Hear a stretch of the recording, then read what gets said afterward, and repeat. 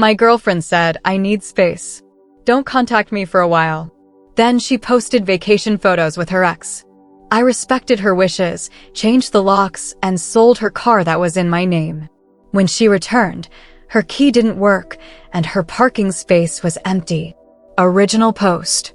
I, 30M, guess I should start at the beginning. It's still kind of raw, not going to lie. About 3 weeks back, my girlfriend, Emily, 28F, dropped a bomb via text. We'd been together nearly 2 years, living together in my apartment for the last year. Things felt okay, maybe a bit distant lately, but nothing alarming. Or so I thought.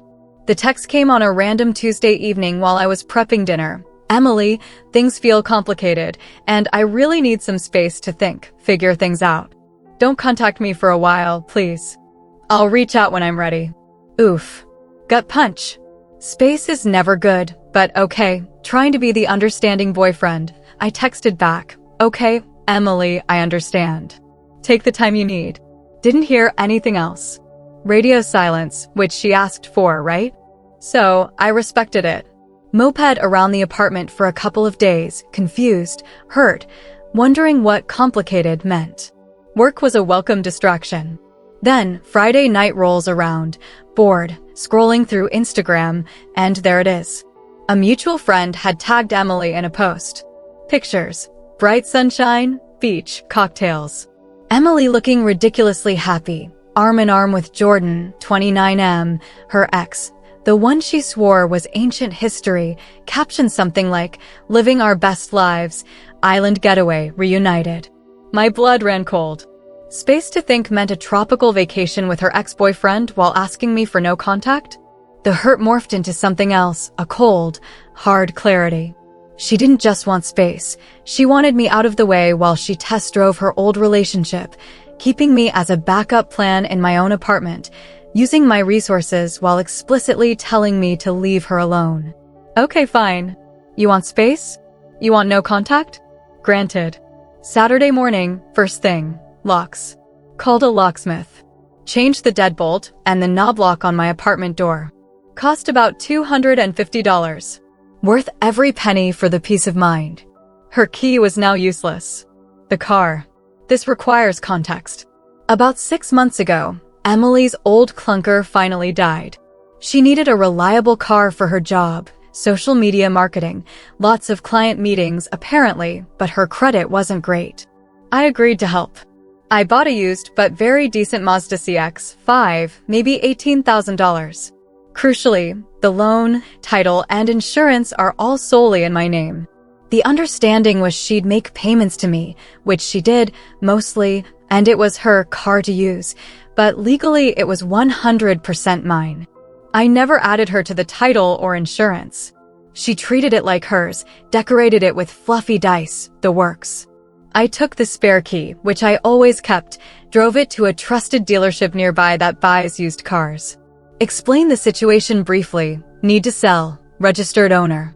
They gave it a quick look, offered an initial fair market estimate around $16,500, pending a full inspection and title check. I agreed to proceed and signed the initial paperwork to start the process. They said it would take a few business days to complete the inspection, finalize the offer, and handle the title transfer. I left the car there, took an Uber home. Her designated parking spot at the apartment complex? Empty. Her stuff, I didn't touch yet. It's still in the spare room closet. Not throwing it out, that feels petty. But she wasn't getting back into my apartment without talking to me, which she explicitly requested not to do. Felt strangely calm, like performing necessary surgery. Hurt? Yeah, deep down. Felt like a total idiot. But anger wasn't the main driver. It was logic. She asked for space and no contact. She demonstrated the relationship was over by vacationing with her ex. I was simply respecting her request and protecting my assets and my home. Now I wait. According to Instagram, the best life vacation lasts another week. Let's see what happens when she gets back and her key doesn't work. Update 1. Well, she's back. Showtime. It happened last Tuesday evening, about 9 p.m. I, Ryan, 30M, was just watching some TV, trying to ignore the knot in my stomach. Heard keys jangling outside the door, Then the scrape of a key in the lock. Silence, more scraping, frantic now. Then pounding. Knock, knock, knock. Ryan, what is going on? Open the door. Emily's voice, annoyed, not panicked yet. Took a deep breath. Opened the door just a crack, kept the chain on. She was standing there, suitcase beside her, looking tanned and upset. My key isn't working. Did something happen to the lock? Me, no. I changed them. Calm voice. Level blinks. You what? Why would you do that? Me, you asked for space and no contact, Emily. I gave it to you permanently. What are you talking about? I just needed some time. Saw the vacation photos with Jordan. Looks like you figured things out. Her face went from annoyed to furious with a flash of panic. That was just a trip. It didn't mean anything. We're friends. Me, friends who go on romantic island getaways while asking their current boyfriend for space. Got it. Ryan, don't be ridiculous. Let me in. My stuff is in there. Where's my car? Her eyes started to the empty parking spot. Where's my car, Ryan? The entitlement was radiating off her. The sheer assumption that everything would just be waiting for her. Me, firstly, it's my apartment. Secondly, it was never your car. It's my car legally in my name, and I'm selling it. It's at the dealership now. Jaw drops. You're selling it? You can't do that. I paid for that car. Me, you made payments to me towards its use, Emily. You didn't buy it. The title and loan are in my name. The sale process has started. This is insane. You're stealing from me. I'm calling the cops. She actually pulled out her phone. I just shrugged. Go ahead. Call them. Explain that your ex-boyfriend changed the locks on his own apartment after you asked for no contact and went on vacation with another ex. Explain that he's selling his own car, titled and registered solely in his name. Let me know how that goes. She hesitated, phone halfway to her ear. Then her expression turned venomous. You horrible person. You planned this. Me, you planned a vacation with your ex and asked me for silence. I respected your wishes and dealt with the consequences. You don't get to keep me on standby in my own home. Suddenly, another voice. Her sister, Brooke, 26F, must have been waiting in the car downstairs. She came marching up the walkway. What is going on, Emily? Ryan, why is she locked out? Turning on the waterworks for her sister. He changed the locks. He's selling my car. He's throwing me out. Brooke, turning on me, are you serious?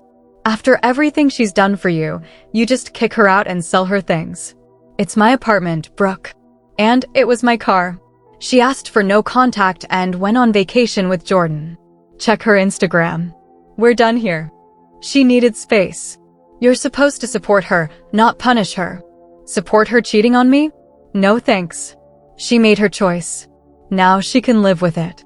Emily started demanding her stuff, right now at 9 p.m. Me, not happening tonight. You can arrange a time to pick up your belongings. Send me a text with a date and time. I'll have them boxed up near the door. You won't be coming inside further than the entryway. You can't dictate. I can. My apartment. My rules. Now you wanted no contact. This is the new contact arrangement. Text me a time. Goodbye. Closed the door. Locked the deadbolt. My hands were shaking slightly, adrenaline, anger, residual hurt, but mostly relief. It was done. The confrontation was over for now. Heard them outside for another 5 minutes. Emily yelling, Brooke trying to calm her down while probably fueling the fire. Then they left. A couple of hours later, got a text, not from Emily, from Brooke's phone. Emily needs her things tomorrow, 10 a.m. Be ready. No, please, no, thank you, just pure demand.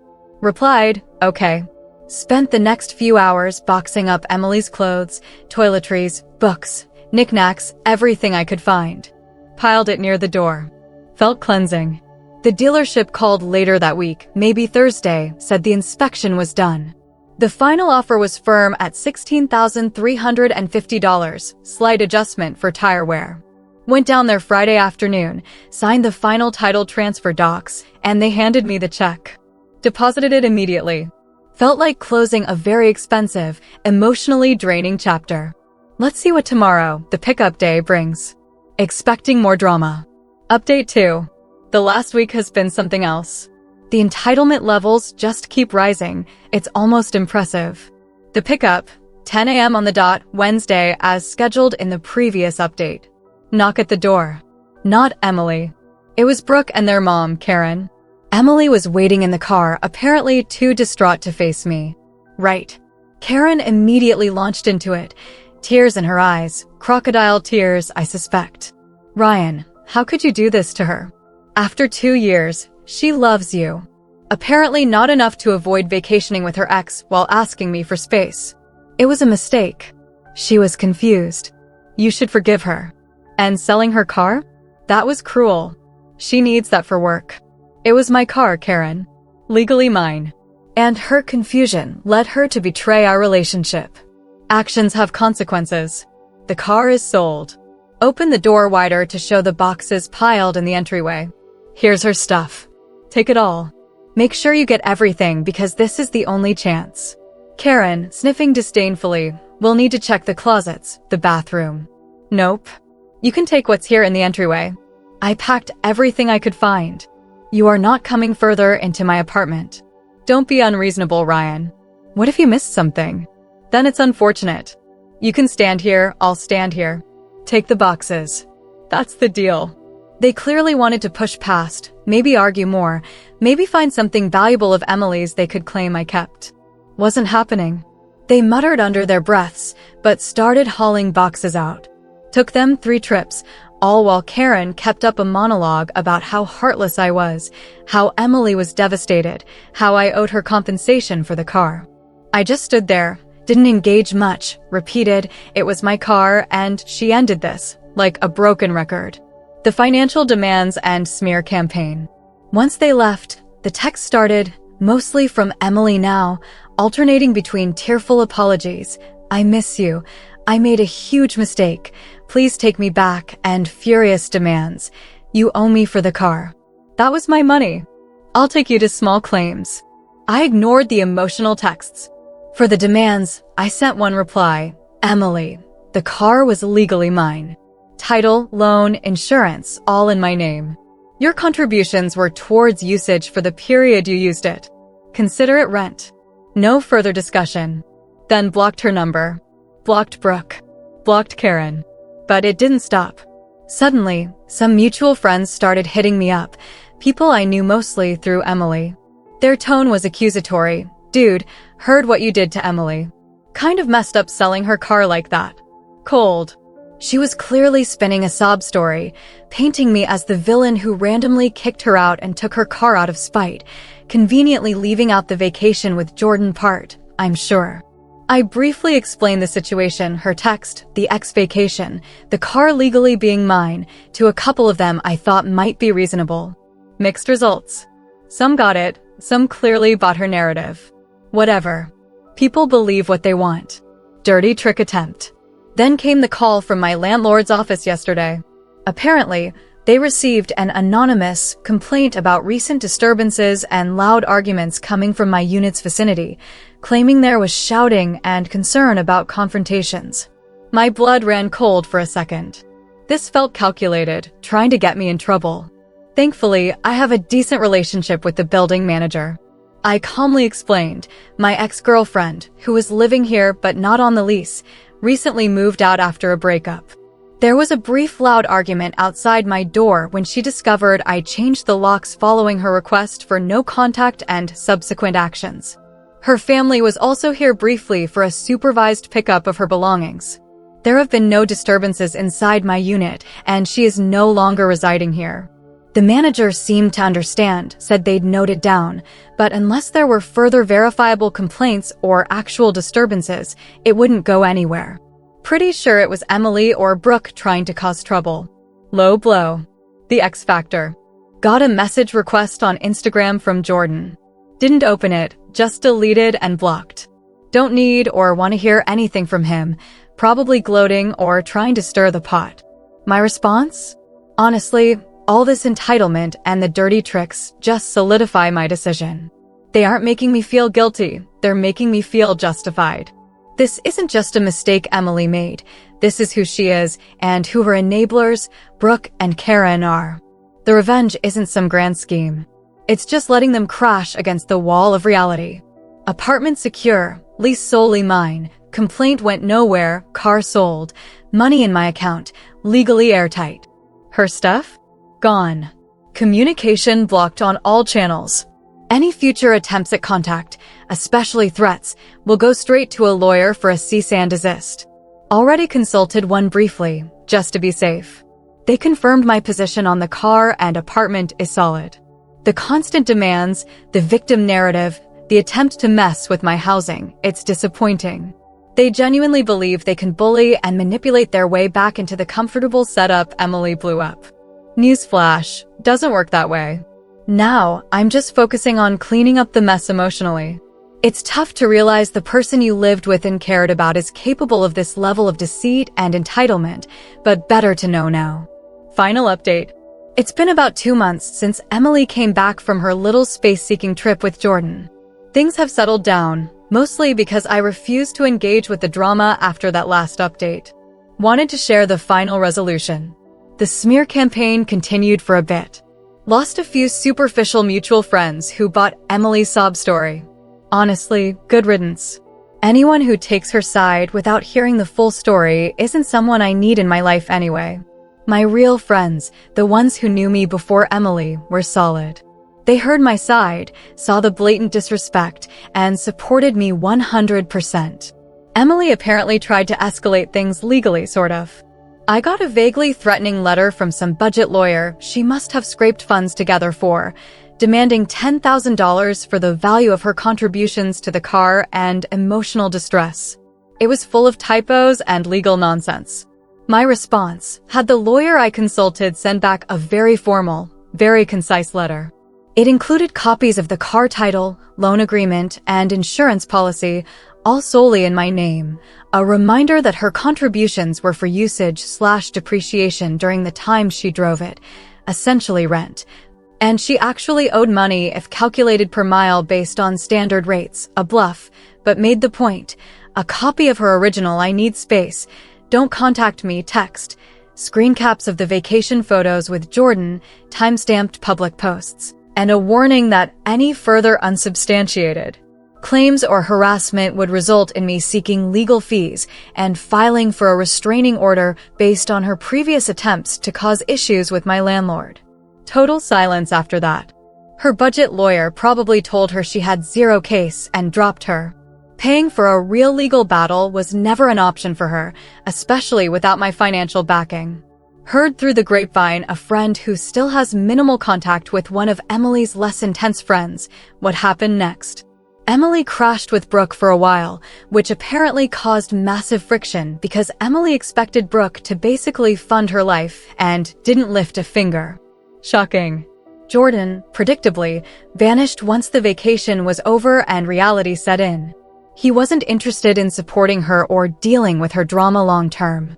He got his fun trip. End of story.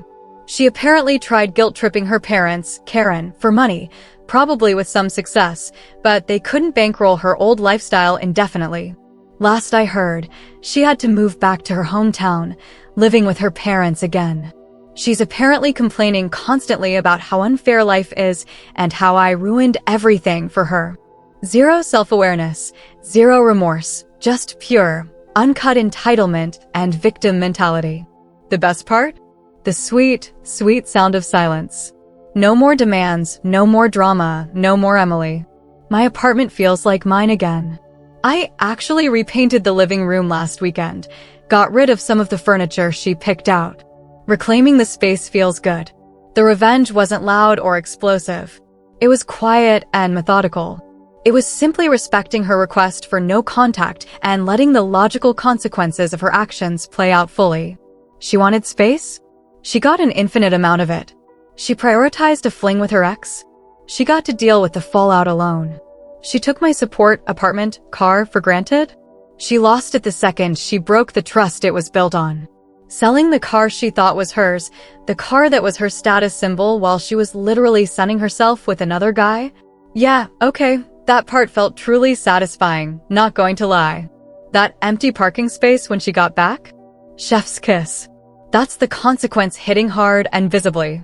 She didn't just lose a boyfriend, she lost the comfortable life she assumed was her right, funded by me. It cost me emotionally, yeah. Took time to process the betrayal, but I handled it logically, protected myself, and refused to be a doormat. She thought she could play games, keep me dangling. She miscalculated badly.